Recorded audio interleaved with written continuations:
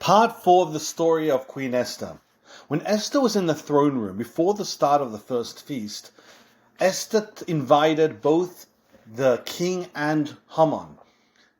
The king as the main person, and Haman in order to arouse the king's jealousy, and also because, as we mentioned in the previous class, Esther had a lot of motivation to bring Haman, 12 different reasons to have Haman present in this very intimate feast between Esther and her husband Achashverosh. What's very interesting is it says Yavoi Hamelech v'Haman Hayom. It says Esther told the king inside the throne room, let Achashverosh, the king, and Haman, let them all come today. The throne room was literally followed in quick succession by the feast. It was a feast that Esther was hosting, but if you look very carefully at the words, though the Hashem's name is never mentioned in the Megillah, not a single time, because the whole miracle of the story of Esther and the story of the Megillah was all a hidden miracle. God's name wasn't in a revealed format, it was in a higher level, it was in a concealed format. If you look a little carefully, you keep seeing Hashem's name and references to Hashem. Those words, at the top of Haman's meteoric campaign and his rise to fame, Esther inviting Haman was the very top of his pinnacle. That was the highest that Haman was going to reach, and it was going to get to him. And Esther wanted that, as we'll mention shortly. But you see Hashem's name, the beginning of those four words, Yavoi Hamelech v'Haman Hayom. You see Hashem's name, Yud and then a Hey and then a Vav and then a Hey, showing that both the incredible ascent of Haman's rise to glory, and later on, when we talk about Haman's fall, we also see Hashem's name over there, showing Haman's complete rise and complete fall was entirely orchestrated by Hashem. Now, we touched upon why Esther invited Haman, but why didn't Esther just then and there ask Achashverosh in the throne room, Achashverosh, please free the Jewish people, they have a terrible decree. Why did Esther make a feast? And as you're going to see a little later, after the first feast, Esther still didn't say her request. She said, let's do a second feast. What was the motivation? Now, there's a lot to talk about on this topic, but we'll just focus on two reasons. Number one is the reason that she wanted to be able to invite Haman. Haman was at the pinnacle of his height. It was very dangerous to ask that request. Esther needed Haman to come down a little.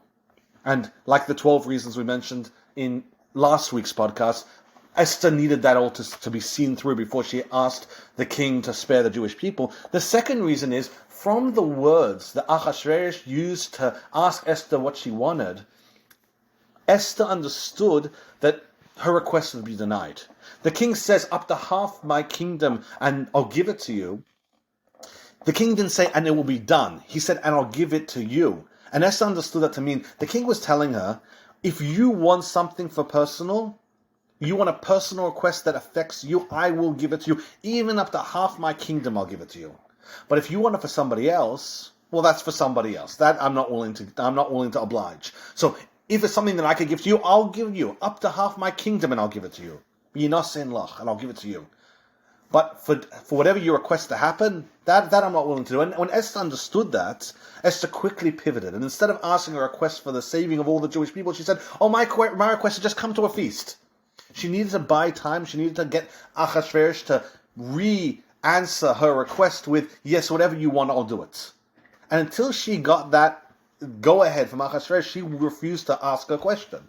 So she said, okay, never mind, I'm not asking for the life of all the Jewish people. I'm asking, come to a feast of wine. Let me host you. That's my request. That's why I put my life in danger. And of course, Achashverosh understood that there must be another question, but he realized she must be intimidated. Something's not right. And so Achashverosh said, okay, I'll oblige. And the fact that Esther invited Haman as a guest, it made the king unbelievably jealous. And that was only going to amplify, as you'll see. But also, the Achashverosh assumed that it was probably a pragmatic reason. Something about Haman and Esther's request had something to do with it. Maybe it was something money-related. That's what Achashverosh initially assumed it was. Something money-related, and well, Haman was the head of the treasury. That was something he would, for practical reasons, Haman would be able to see through whatever Esther wanted. So, though he was very jealous, he assumed at first that Haman's invitation wasn't, anything more than just a technicality. Achashverosh was the main guest, at least in the first feast, and Haman was just a an accompaniment, an unnecessary tag along. By the second feast, Achashverosh already realized something more was going on. But in the first feast, he was very jealous and he was very upset that Haman was invited. But he understood, okay, there must be a good reason. But he also wanted to make Haman understand. And as his jealousy started to grow, he really wanted this to be understood that Haman wasn't being invited because the king told him to come. Achashverosh, as he was getting jealous, wanted Haman to understand, you're beneath the queen. There's me, I'm the king of the whole world, and the 127 kingdoms, of course. The next person in line is the queen, and then the prime minister, Haman. So when he sent Haman and said, Esther just invited us to a party today, she just walked into the throne room, invited us to a party, the king said to the soldiers, make sure you tell Haman it's Esther who requested him. He better come to this party because Esther said that he needs to be there. Esther invited the king and Haman to this party, and when the king insisted that Esther drink along with them, it was a drink of wine, a feast of wine. Esther didn't drink along. She feigned sickness. She said, I'm not feeling well. The reason why she didn't drink or eat is because she was still on her last day of her fast, according to most opinions. This day, according to some of the opinions, was either the first day of Pesach or it was the day before Pesach. It was that time when, we're during the times of the Beis Hamikdash, people were bringing the carbon Pesach, and it was a time when people are getting ready for Pesach. It's right before Pesach comes in, and so Achashverosh drank, Haman drank, and they were both. Haman was excited and so thrilled to be invited. Achashverosh was jealous, and he was already. The tension was already starting to build, and Esther, she excused herself. She said she wasn't feeling well, and so therefore she waited on the king and on Haman. She poured their drinks and gave them food, but she herself did not join in. And Achashverosh made the same request. He said, tell me what you'd like, up to half the kingdom, and I'll give it to you. And again, Esther saw that the king wasn't saying, and I will do, let's say yes, and I'll do whatever you tell me, but rather I will give it to you. And the king understood, and Esther understood that now was not the right time to ask her request. She needed to postpone it again. So she told the king, I want to invite you to a second feast. But this time she couldn't just say a second feast, because then what was the point of the first feast? So what she said was, this time I want to reveal to you my identity, and I want to reveal to you my ancestry. So now that Esther was requesting, another delay on revealing what the purpose for endangering her life and coming into the throne room, at least she let Achashverosh on and said, well, the reason why we're doing this is in order to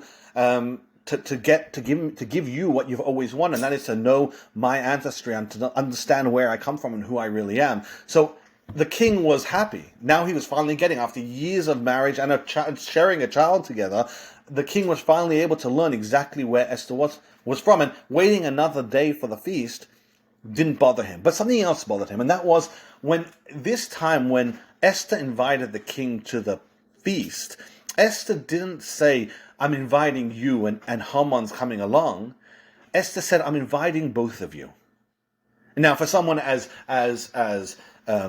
emotionally disturbed as the Achashverosh, the king, this was extremely triggering, and Esther knew that. She did it with absolute precision.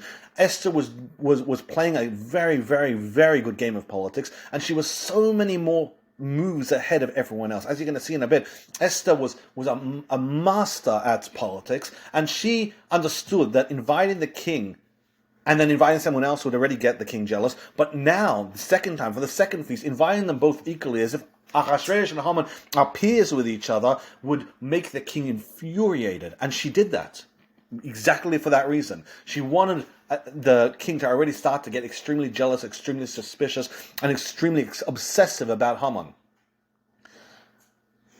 The king, meanwhile, started drinking. He was really, really frustrated, and so he started drinking, and he drank a tremendous amount. Haman also was drinking because he was in seventh heaven. He had been invited as a peer of the king to the queen's personal second banquet. This was the absolute peak of his career. And he couldn't believe just how far he had climbed. Now the queen was inviting him as an equal to the feast, and he started getting in his mind exactly what Esther wanted him to get in his mind, that Esther fancied him. that Esther wanted to be married to him. And Haman, who wanted to assassinate the king anyway, found this to be a very good scenario, that now he has the queen on his side, and this was the pinnacle of his height, and all his fantasies and all the desires that he wanted, this is playing right into that. And again, Esther understood that, and Esther was very purposefully doing this. It's very interesting, and the Lubavitcher Rebbe comments on this. He says, if you look at the beginning part of the Megillah, you see that Esther is reacting to the instructions of Mordechai. Mordechai was the Jewish leader, Esther was a follower of Mordechai, and Esther very dutifully and very obediently, because she understood that Mordechai was the leader of the generation and a prophet, that she needed to take instructions from him. But at some point, Esther was able to navigate on her own, and she was a prophet. And her prophecy was greater, as we mentioned earlier, than even Mordechai's himself. When she said to make the fast, she said, you can rely on me because my prophecy is greater. Mordechai understood that. Mordechai said, you know what? You're right. We shouldn't make a fast day, even though it's against Jewish law to fast on the day of Pesach, the night of Pesach.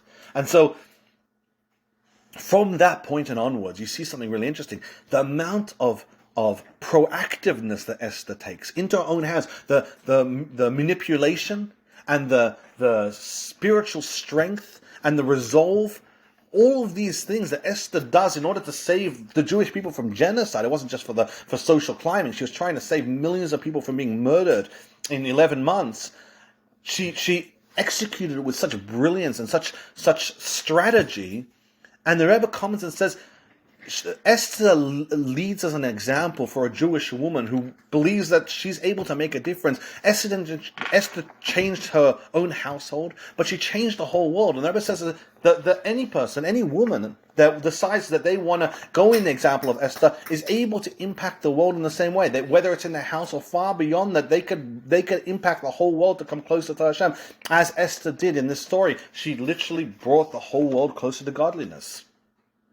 Now, the aftermath of the first feast was very different for Haman and Achashverosh, and Esther had calculated that with precision. Haman's the result that it affected on Haman is that Haman became extremely haughty. The pride before the fall that Esther had orchestrated, it worked with an incredible effectiveness. Haman now became infatuated with himself. He believed himself to be entirely untouchable. Even the queen has invited him to a feast. That's it. He is untouchable, and there's nothing that could ever possibly affect that. So when he went marching out of the castle, completely drunk after having a wonderful feast with the king and Esther, he didn't feel any of the resentment that Achashverosh was starting to build up with him. We'll get to that in a minute. All he felt was such a wonderful pride. His ego had been boosted, and Esther was counting on that. And then he met Mordechai. Same story as always. Mordechai refused to bow down to him, and the anger that now Haman felt, it was unparalleled.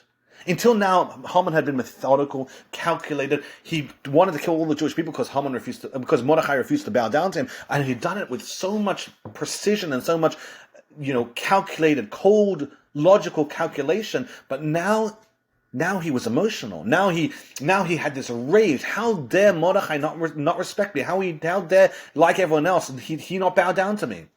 And something shifted within Haman.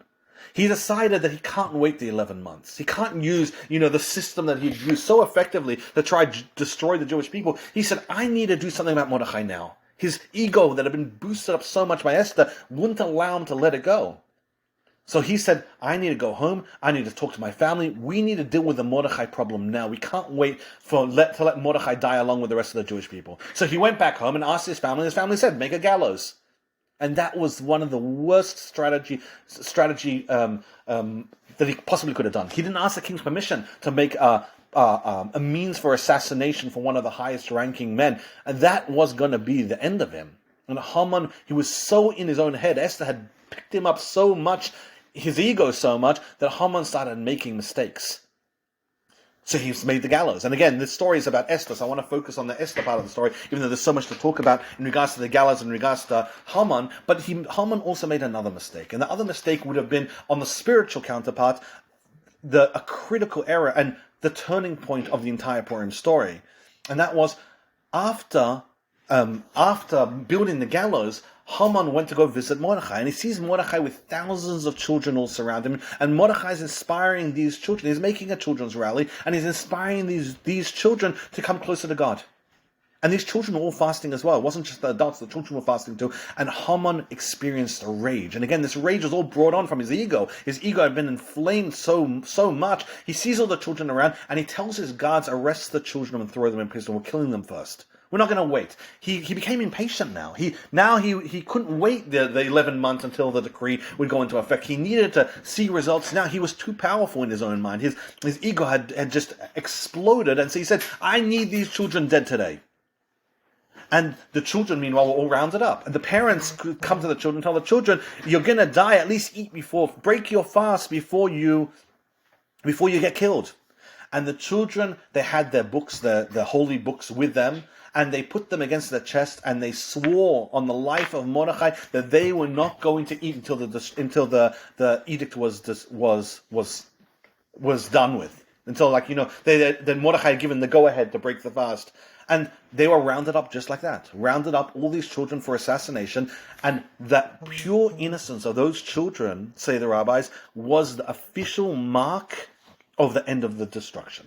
The heavenly decree against them, when these Jews, inspired by Mordechai, had committed to not break their fast and be loyal to Mordechai and not break what Mordechai had told them, that's what changed in the heavens. There was explosions of energy in the heavens, and the shift changed. No longer were the Jews marked for destruction. Now it was all going to shift in the direction the Jewish people were getting saved. This was the night of Pesach, the first night of Pesach, a day traditionally earmarked for redemption for the Jewish people. When we came out of Egypt. So Haman starts making mistakes, and all those mistakes are led on by Esther boosting his ego. Achashverosh, on the other hand, had an entirely different type of night. Achashverosh drank himself out of jealousy. He was so angry and so frustrated, and he started thinking plots and imagining scenarios, and the more he thought, the more restless he became. He couldn't fall asleep. He had drank himself so much, and usually when people are drunk and they overdrink, they fall asleep in a second. The king was so restless because of the jealousy that Esther had purposely afflicted him with. He couldn't fall asleep, and in his mind he imagined that Esther and Haman had plotted together, and they were trying to do him in, and they were planning to. They had this whole elaborate plot against him, and then he fell asleep. And in his sleep, he had these vivid dreams of Haman walking up to him, removing his royal clothes and his crown, and trying to assassinate him. So he keeps waking up and going back to sleep and having these terrifying dreams. And again, all of this is being orchestrated by Esther. Esther had very carefully planned out the scenario in such a way that Achashverosh was being tormented with incredible waves of jealousy. In addition, now that the decree in heaven had been broken, Achashverosh was being targeted by angels who were disrupting his sleep, because now that there was a change of plan, the Jewish people weren't supposed to be destroyed anymore, and Achashverosh was the orchestrator of a genocide against the Jewish people. So Achashverosh couldn't fall asleep. And he decided, first thing first, he needs to call his staff to investigate.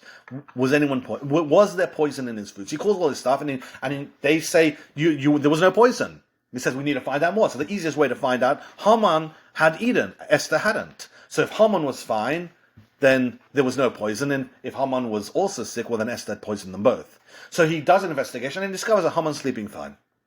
Or Haman was fine, whether he was sleeping or not sleeping, he was fine. And so he started thinking that there must still be a plot. Esther and Haman must have some plot against him. And he said, but the reason why that's impossible, remember, he was extremely paranoid. His baseline personality was a paranoid person. But he said the reason why it's impossible is that the palace is filled with thousands of people.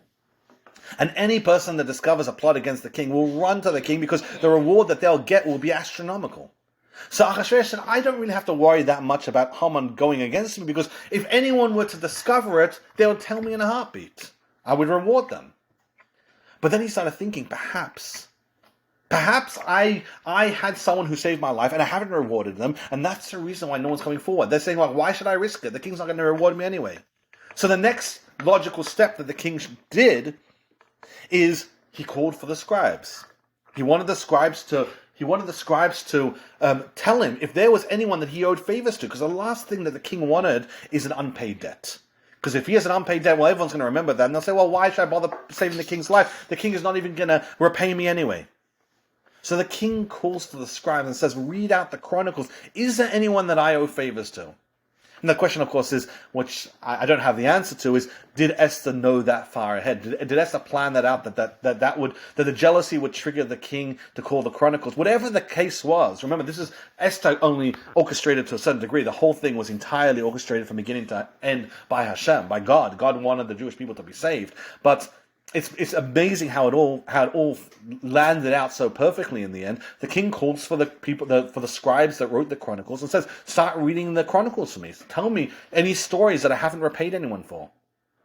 There are different opinions who the scribes were. Some people say it was actually Haman's own children. And of course, when they came to the part talking about Mordechai saving the king, they weren't too thrilled to read that out. And whether they read it out anyway because the page kept on flipping back to that page, or whether the page itself read it out. There's lots of different opinions in that regard. But whatever the case was, the king heard the story of Mordechai saving his life. The one where Bigsan and Sheresh had tried to assassinate him. They had been in leagues with possibly Haman, and they've been in leagues with the king of Greece, and Mordechai had discovered the plot, passed the news on to Esther, and Esther and Ahasuerus investigated and discovered, in fact, that Bigsan and Sheresh were about to assassinate the king. And now the king is reading the story, and the king's realizing, I never rewarded Mordechai. Of course no one's coming forward. But also in that story, he realized, wait a second, Esther had saved my life. If Esther wanted me in, if Esther wanted to kill me, she would have just remained silent and I would have died because Bigsan and Sheresh would have killed me. The fact that Esther had taken Mordechai's information and brought it to me shows that she's also on my side and she's not trying to assassinate me. So now the king's jealousy was earmarked for Haman alone. There's other opinions, and they say that the reason why Ahasuerus called for the chronicles is that because he couldn't fall asleep, he needed something boring to be read to him. In those days, if a king was very bored and he wanted to fall asleep, like counting sheep, what they would do is they would open up the chronicles and just start to read out all the king's information back to him. And the king would listen to it and would get so bored he'd just fall asleep. Whatever the reason was that the scribes read out the chronicles, the effect was the same. The chronicles were read out. The king discovered that Mordechai had saved his life, or he was reminded that Mordechai had saved his life, and he was insistent he needs to repay Mordechai, because if he doesn't, no one else is going to be coming forward if they discover plots against the king. Now, there's a really interesting opinion, and the opinion says that Ahasuerus, it's not that he forgot that Mordechai saved his life, he never knew. What does that mean? It means that when Esther came to him originally the first time and told him about Bigsan and Sheresh, Esther hadn't mentioned that it came from Mordechai when he told the king. Esther kept it a secret. Esther just said, I have valuable information for the king. There are two people that are trying to plot against your life. And Ahasuerus was thrilled. He investigated, discovered Esther told the truth. And the king said, write this down, that this story happened in the Chronicles. And when Esther called the scribes to write it down, Esther said, write down that Mordechai is the one that told me. So Ahasuerus never found this out. And now that they're reading back the Chronicles to him, for the first time in years since the story had happened, Ahasuerus discovers the truth that it wasn't Esther alone that had helped save his life, but it was Mordechai as well. And now Ahasuerus said, whatever the case is, Mordechai needs to be rewarded. He was never rewarded. There was no mark. When the person was rewarded, the reward and the fact that they were rewarded was also put into the chronicle. But that wasn't the case for this story. And Ahasuerus felt this urgency. Now that he had packed with jealousy and so suspicious of Haman, he said, I have to protect myself, and I have to make sure that anyone that ever was good to me, I reward them straight away, and I do them in a massive way. And of course, the jealousy and him uncovering Mordechai is what led to Haman's massive downfall. Haman, meanwhile, had built the gallows for Mordechai. The gallows were built literally because of his boosted ego, and the only thing now he needed to do is get the permission from the king. He had built the gallows without permission, and that was a very, very big infraction. But Haman wasn't thinking logically anymore. He was so far ahead of himself that he didn't realize what a dreadful thing he was doing to himself by building gallows for someone so loyal and so close to the king. Even without the information of the king of him saving the king's life, Mordechai wasn't in the jurisdiction of Haman. Mordechai was a chief advisor of the king. He was the chief of the king's gate and chief of the king's guards. hurting or plotting against Mordechai was a personal attack on the king. And Haman should have known better. He knew politics, but he wasn't in the right mindset anymore. So the next morning he comes, and the one thing he doesn't realize is he doesn't need permission to kill Mordechai. He had permission to kill Mordechai on the 13th of Adar, but this is almost a year before then, so he needed to get permission. So he arrives early in the morning, and Ahasuerus doesn't invite him in. That's a story of its own, but I want to focus on the story of Esther. But Haman walks in, and Ahasuerus, who was now plagued with extreme jealousy of a restless night and discovering so much new information, decides he wants to test Haman. He knows that Haman's feeling the top of the world right now. So he asks Haman, if there's someone who the king wishes to honor, what should I do to them? And of course, Haman assumes straight away, it must be me. Because again, Haman's ego had been dramatically inflated. So Haman had everything. There was nothing that the king could possibly give to him. There was no promotion that the king could possibly give him. Honor, however, Haman could never have more than enough. And there was one particular honor that Haman had his eyes on for a long time and still hadn't had, and that was wearing the royal clothes and wearing the royal crown. But of course, how could you wear a royal crown and wear royal clothes without being the king? Which is, of course, what he wanted, essentially. But he wanted it as soon as possible. So if he could get it while Ahasuerus was still king, well, that would make him thrilled. At the same time, he needed to test the waters. He understood what he's asking is so beyond the pale of normality to ask a king to wear his clothes. But that's the only oddity he didn't yet have. So he decided to test the water. That wise he was. And so he told the king, if you have someone who you want to honor, he obviously assumed that the king was talking about him, what you should do is you should find the horse that the king used when he was originally coronated. And you should take the man that you want to honor, put him on the horse, and then put the crown on the horse's head, the special crown for showing that this is a king's special horse for his coronation. There was a special crown. And Haman was testing. What would be the king's reaction the second he said crown? Would that trigger the king? Or would the king say, yeah, that sounds reasonable? And then if the king was cool with it, he'd say, oh, I'd also put the king's own crown on the man's head. But the second he saw the rage build up in Ahasuerus, the second he said the word crown, because Ahasuerus was waiting for that same word. Ahasuerus was already suspicious. Haman's after me. Haman's trying to kill me. So the word crown, especially after all his vivid dreams, the word crown was a massive trigger. And the rage on Ahasuerus' face was so evident, Haman realized he made a big mistake. So he didn't mention any more about putting crown on top of the head of the man. He just said, keep it on the king's horse. That's all. And then he'll wear royal garments. And he'll be marched through the street, and the person, the most high person in the kingdom will scream out in front of the person that this is the man the king wishes to honor, and then that will be the greatest honor for that person. And Haman, of course, assumed the whole time he'd be the person honored, and the next most powerful person would be Mordechai, which means Mordechai would be humiliated, bringing Haman around through the city of Shushan.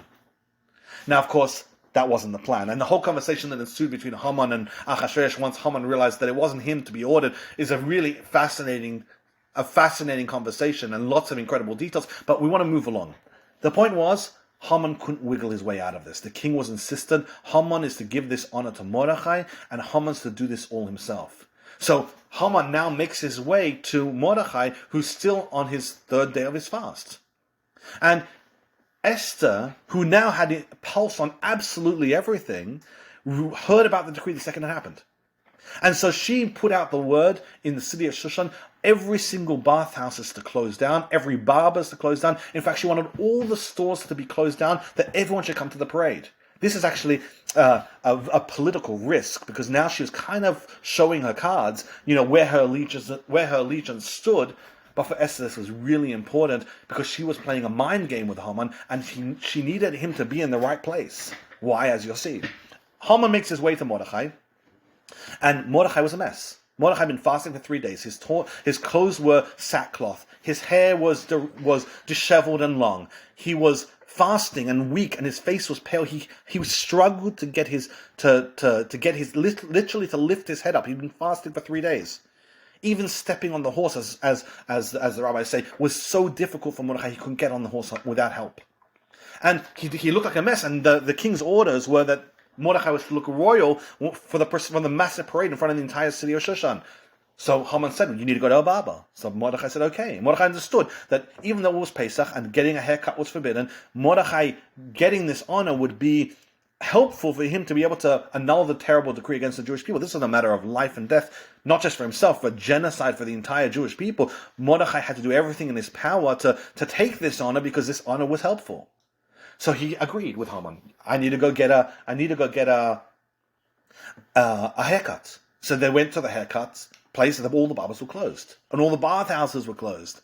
And Haman, who his deepest shame was that he had been a barber himself for 22 years at the start of his life, both himself and his father had been barbers. Now Haman was forced to cut Mordechai's hair because he knew he'd be killed if he didn't follow the king's orders. The king had made it abundantly clear in the conversation, that uncomfortable conversation that they had earlier that morning. And so Haman was forced to cut Mordechai's hair, which put him through such emotional turmoil because this was his deep secret, and Mordechai knew it, and Esther knew it, and Esther was counting on the fact that now Haman would realize people knew that he was a barber. He had tried to play off airs like he was some powerful person, and he'd always been a powerful person, and now Mordechai and Esther were showing him, we know exactly what your history is. We know that you spent 22 years in a particular city and being a barber, and you're a nobody who climbed his way through manipulation and dreadfulness to have this powerful position. Haman had to do it all himself. He had to cut Mordechai's hair on his own. He had to bathe Mordechai. He had to literally bend on the ground so Mordechai could step on top of him and make his way onto the horse. All of it he had to do himself, and the anguish that he was put through.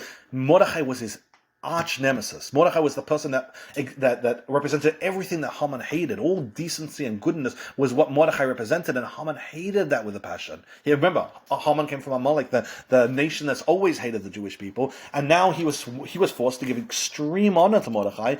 27,000 men marched in front of the horse, all holding golden cups on pillows, and all chanting together with Haman, "Thus shall be done to the man who the king wishes to honor." It was a procession, it was a parade for the ages. 27,000 men were in the parade itself, and the horse itself was the king's coronation horse, being led by the prime minister of the entire world, Haman. And they marched around, and Esther saw Haman and Mordechai coming by, and Esther stood forward. Remember, Esther hasn't seen Mordechai. And the rabbis say that Esther gave thanks to Hashem. She saw the incredible honor that Mordechai was getting, and she thanked Hashem, and she told Mordechai, while Mordechai was in the procession, she said, this is a fulfillment of that famous verse in Psalms and Tehillim that says, and Hashem lifts the impoverished, the poor people from the dust, and from the dung heaps he raises up the hopeless people. She said to Mordechai, because you humbled yourself and put on sackcloth and ashes. Remember, Mordechai was a very important person, and Mordechai had showed such humility in the face of this dreadful persecution. Instead of being proud and arrogant, Mordechai put himself even lower and joined the Jewish people in the dreadful persecution.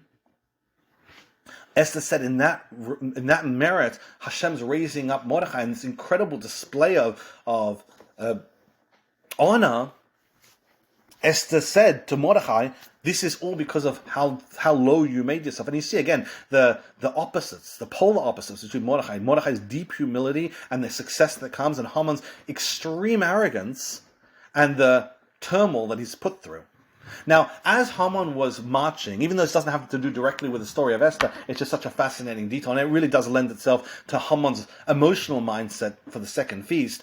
As he was marching through the street, Haman's daughter was on a balcony, and she sees the procession. Now, everything had happened so quickly. No one knew what was going on. And as people on the street, as they were going past, they saw Mordechai on the horse, and they saw Haman leading the horse, but a lot of people didn't really understand what was going on, including Haman's daughter, who'd seen her father over the past 70 days have a completely miraculous rise to power, extreme power. He literally controlled the entire kingdom, including controlling the king. No one was able to get into the king or talk to the king without Haman's permission. So she assumed the obvious. The person riding the horse was Haman, and the person leading the horse was Mordechai. Because what would have Haman enjoyed out of all people? The humiliation of Mordechai.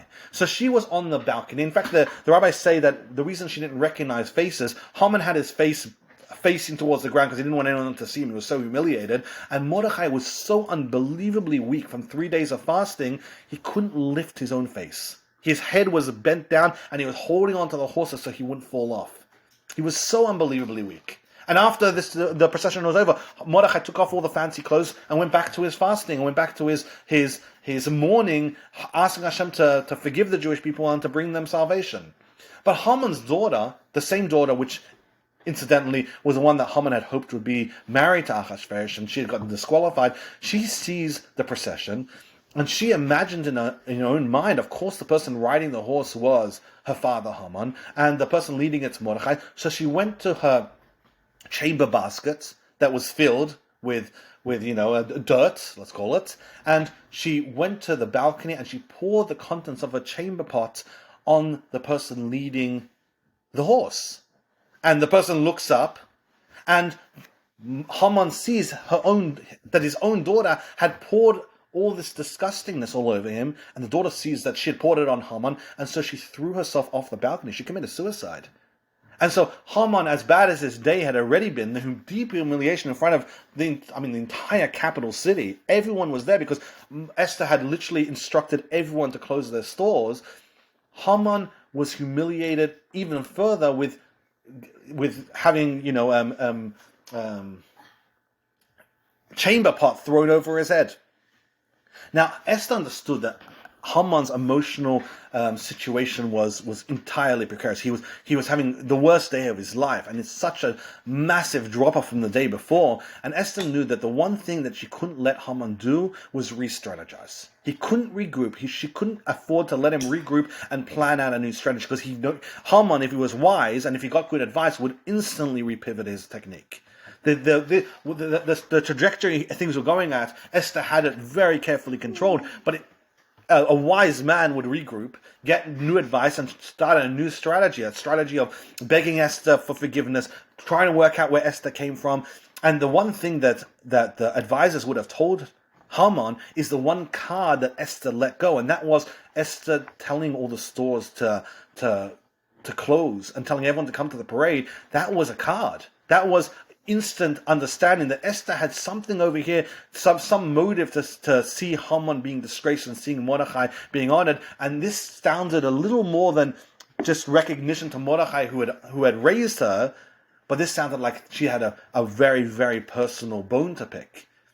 And had the people advising Haman been able to properly advise him, they would have told Haman on the spot, Esther's Jewish, change your strategy because you're about to be at the receiving end of Esther's anger. So he goes home and he starts to talk and get advice from his wife, and straight away Esther tells the king, send your guards now because I want to start the meal straight away. As soon as the parade was over, Esther didn't want to take any chances. She didn't want to wait any time. She wanted the guards to go straight to Achashverosh's, straight to Haman and bring him to the feast. He couldn't even get a chance to change, and as you can imagine, he had a basket of the water basket poured over his head. He was smelling dreadful, and the guards, led by a very important man by the name of Chavoino, one of the chief advisors of the king, with a whole group of guards, all come to Haman's house in the middle of him advising with his family, who already started to tell him, okay, this is really bad news. Now that Mordechai is going to power, this is just the end of you.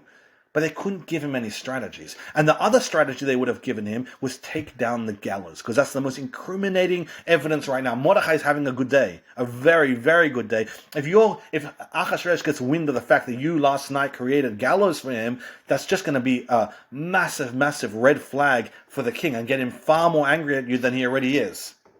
But there was no time, because the guards, now that they started to see that Haman was losing favor, and they're already so jealous of all the attention that Esther was giving to Haman, they didn't have much respect for him anymore. And he'd already been so badly humiliated in front of the entire city. Well, these guards usually would have given Haman time and Haman respect. This time they come in and they tell Haman, come, and they start to literally schlep him out of the house. He didn't get a chance to change. He didn't get a chance to strategize. He was marched straight to the second feast.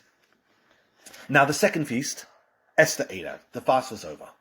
And so she didn't drink She didn't drink wine, that's what I mean by drinking, but because she wanted to have a clear head. The rabbis explained she wanted to have a clear head when she was begging for the lives of the Jewish. Literally, there was genocide of the entire Jewish people hanging by a thread, and Esther couldn't afford to drink, but she did eat. She did break the fast because the fast was officially over now. The king was unbelievably depressed.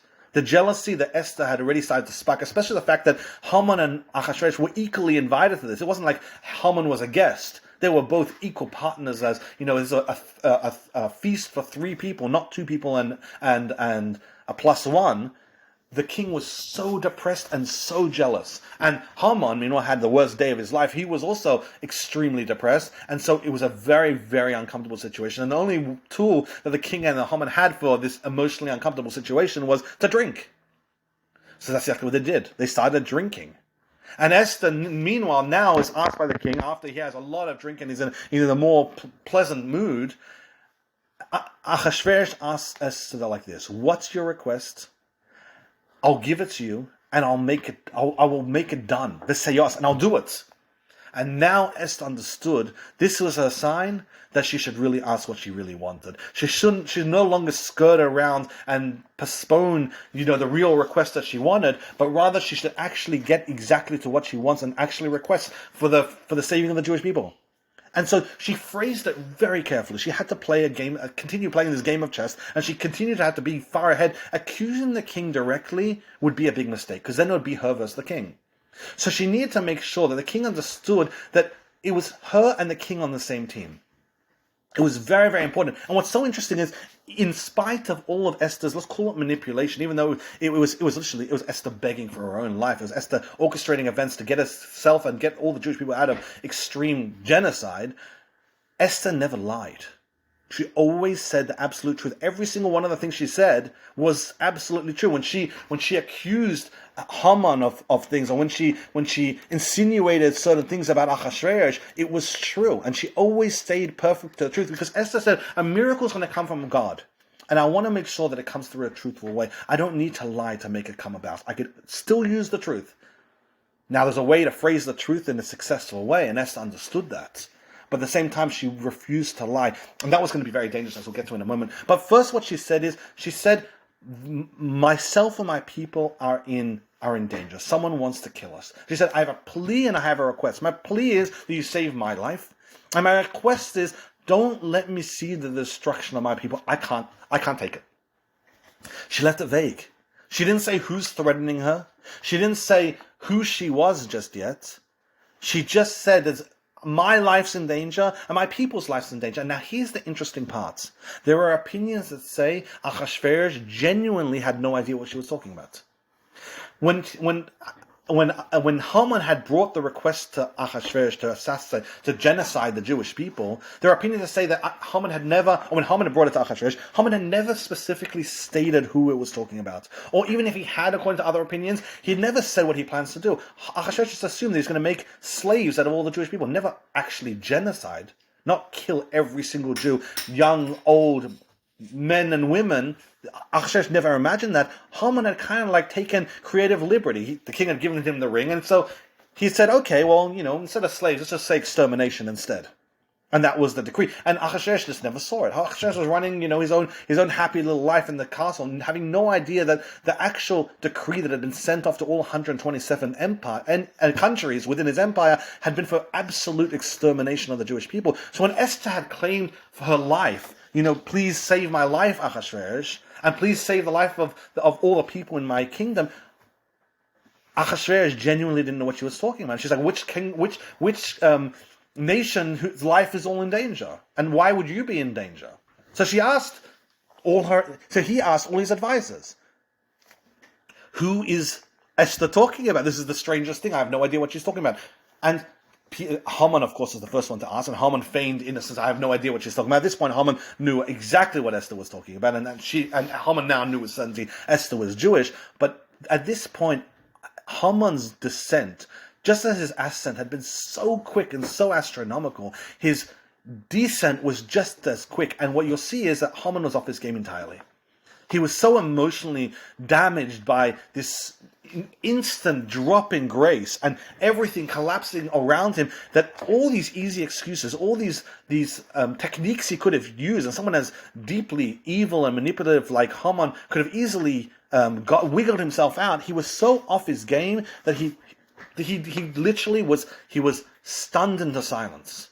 So he said, I don't know. And of course he knew, but he couldn't think of a way to extricating himself from what he realized was about to come next. And so Achashverosh, according to some opinions, Achashverosh knew right away.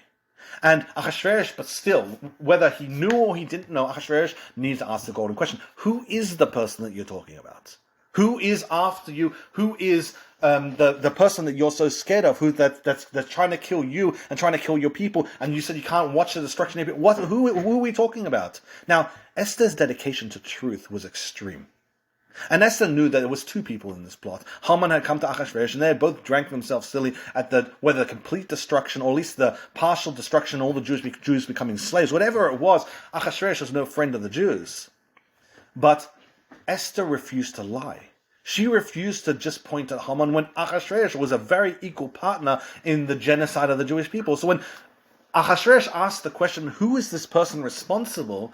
Esther planned to do the honest thing and point at Achashverosh, which of course would have been politically a disastrous move, because now she was taking Achashverosh off team. Instead of making it sound like they were both innocent and they'd both been misled by Haman, now she was about to put Haman and Achashverosh on the same team, and that they were both against her.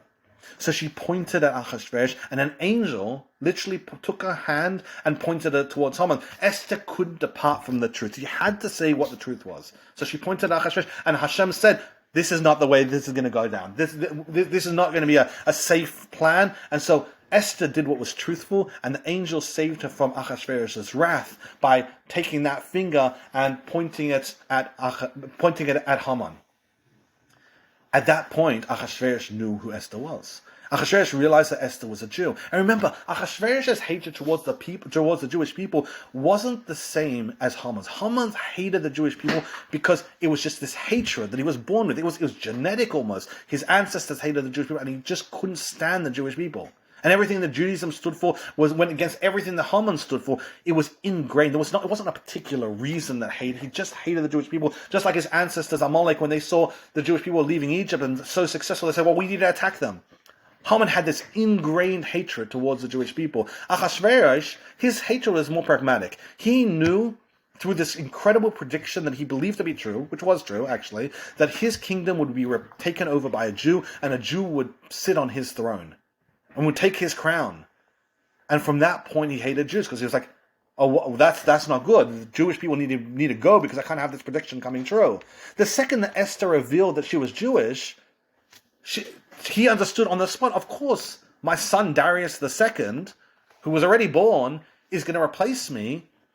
That's the natural order of things. And he's Jewish because his mother's Jewish. And Achashverosh, suddenly, his hatred for the Jewish people evaporated in a second, because he said, my child's a Jew. Of course I want a Jew to replace my kingdom. I want my son to be king after me. In fact, that's the best news I've ever heard. Now I know with certainty my son's going to be my heir. And his hatred to the Jews went away in a moment. No longer did he hate the Jews. No longer was he suspicious or wanting the genocide of the Jewish people. He instantly wanted the success of the Jewish people, because he didn't feel threatened in the slightest. But also something else shifted. Now he knew that Esther was Jewish. Esther also told him that her ancestry, her lineage, and he discovered that Esther was a descendant of King Shaul, the first Jewish king. Now, King Shaul's legacy was one for the ages. It was the first Jewish king. He was an incredible man, a prophet and a righteous man of extreme of fame. And he was also an exceptional conqueror and a man of extreme royalty. And now that Achashverosh discovers that his wife comes from such a royal lineage, he was so excited. He pretended in the very beginning, like we mentioned, that he didn't care about lineage. But for Achashverosh, lineage was something that he didn't have such a great rap of, which meant he put such a ridiculous emphasis on it, because it was something that was a deficiency within himself. Now that he discovered that his wife wasn't just royal, was extreme royalty, the first Jewish king, he was thrilled, and he said until then they had an interpreter. Every time Achashverosh had talked to his wife, there was someone else in the room and would interpret, because King Ahasuerus said, I'm a king, my wife is a nobody. I can't talk directly, so I'll have an interpreter.